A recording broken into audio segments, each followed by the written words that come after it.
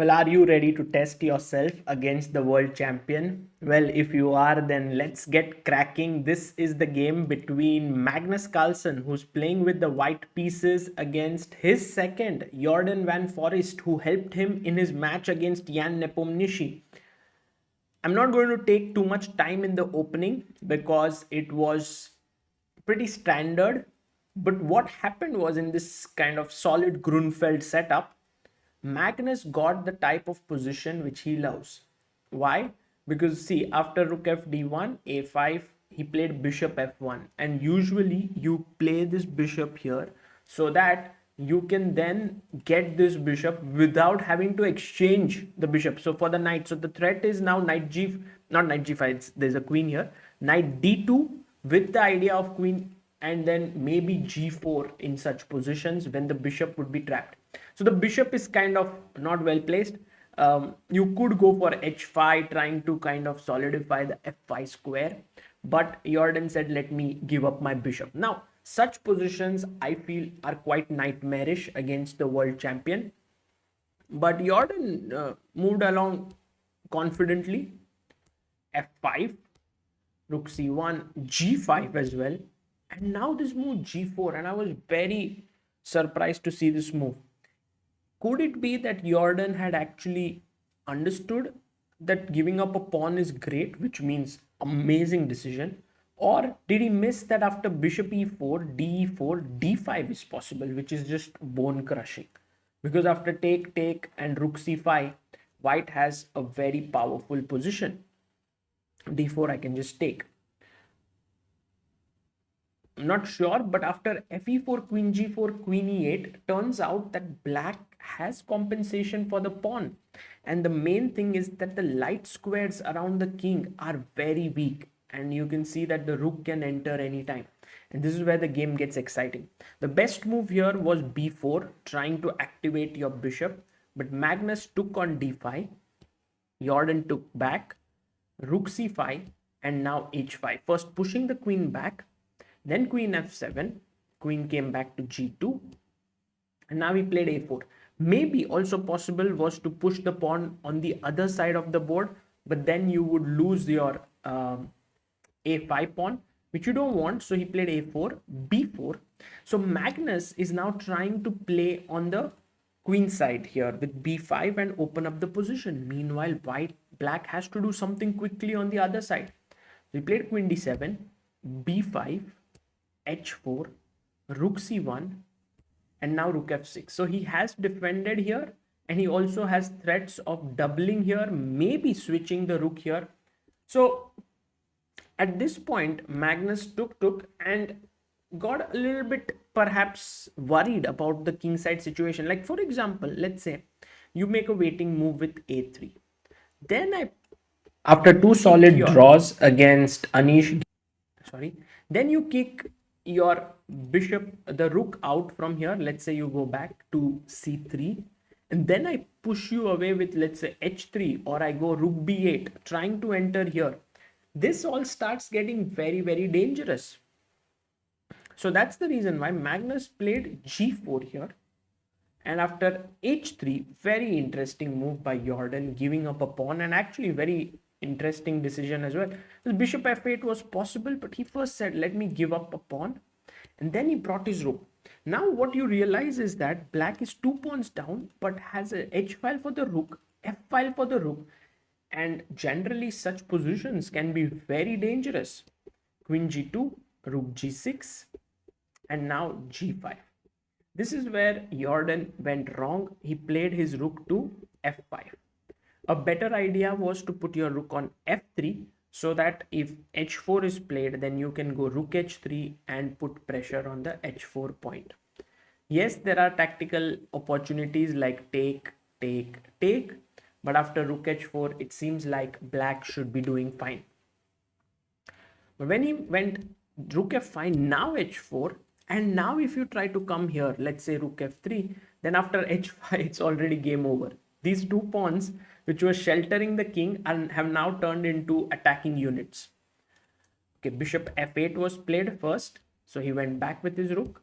Bishop e7, and now he wants to sacrifice something on g5 so that after finally taking on g5, you win the queen. Magnus said, let me play rook b2 because king f1 was possible here. It was quite possible to play this way, but he first played rook b2. Maybe he was setting up a trap, and that's exactly what happened. Jorden fell right into it. He should have taken here with his rook, and after take, this position could have ended in a draw. This is around equal, this one. But what he did was he took with the bishop, and I think Magnus wanted exactly that. He just moved his king to f1, and there was the trap. You were trying to pin me down here, said Magnus, and win my queen. But what I did was I pinned you down here. Now your rook is undefended, so you can't move the bishop. Amazing. So Jorden played queen a7, and now is the time for you to pause this video and do it better than Magnus Carlsen. Can you do it? White to play. What do you do?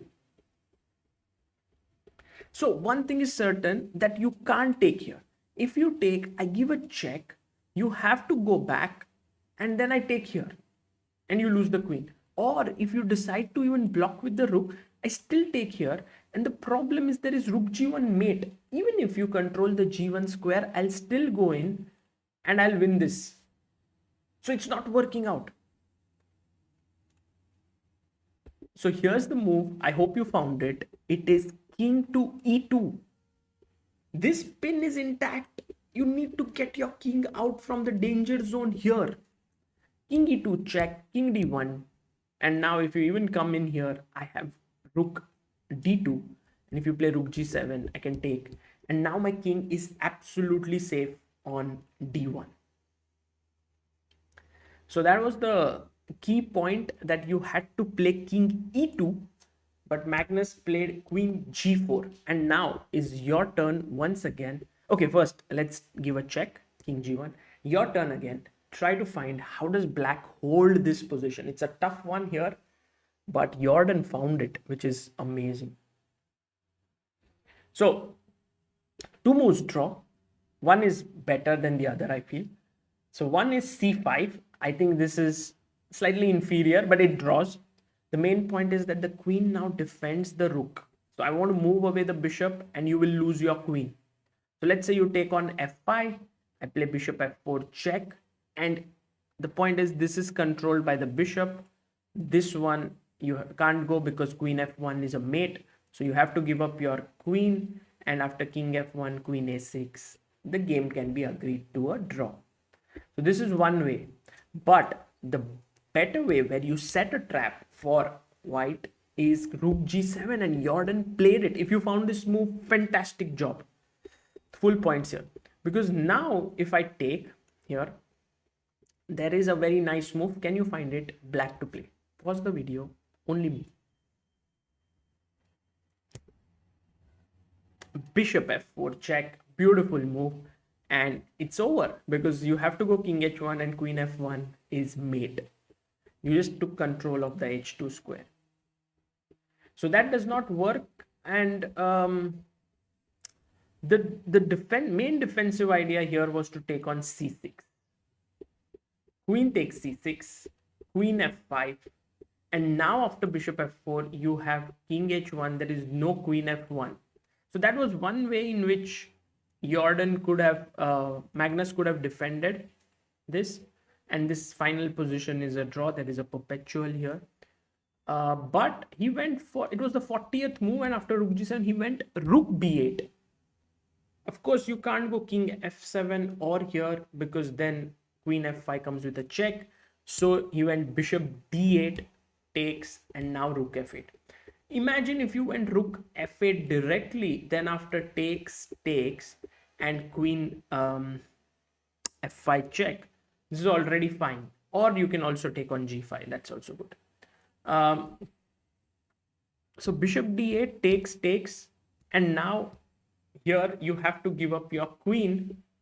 But after bishop d4 takes a3, it's not possible to win as black here, because everything is so firmly controlled. And they played on for a few moves, but in the end they agreed to a draw. What an amazing game this was between two amazing, awesome players, and what fighting chess. I don't know if you guys found these moves here, which were not at all easy. One of them was this very nice move, King E2, and the other one was this Rook G7 that Jordan played. If you did, congratulations. If you didn't, I hope you enjoyed this game of pins. There were pins everywhere. Um, and as always, Magnus Carlsen plays great games, entertains us, and Jordan also is someone to look forward to always in his games. Here are a few pictures captured by Lennart Otis. This is one. Then this one is after 40 moves were done. Magnus looked like, whew, I've dodged a bullet there. Here he is not very happy with himself that the game is ending in a draw. After the game, they discuss with each other, telling them the moves. And this is one of my favorite pictures is Magnus saying, oh, that King E2, I could have won that game. With that, we end this video. This is Sagar Shah signing off.